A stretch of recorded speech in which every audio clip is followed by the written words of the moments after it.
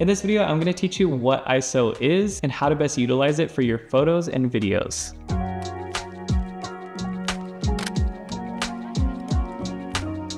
First, you'll want to set your camera to manual mode for full control. On your camera monitor, your ISO will be the number next to the word ISO.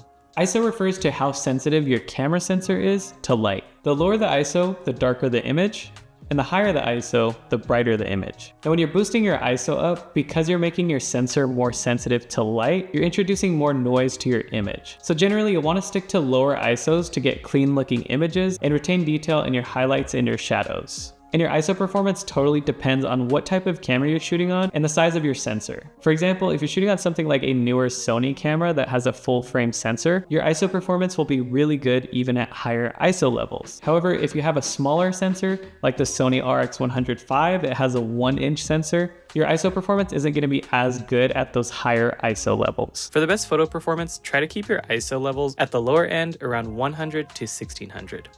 And if you are shooting in a low light situation and you have to boost your ISO, you can always add a little bit of noise reduction in Adobe Lightroom. And I don't recommend shooting at ISO 40,000, I just did this as an extreme example.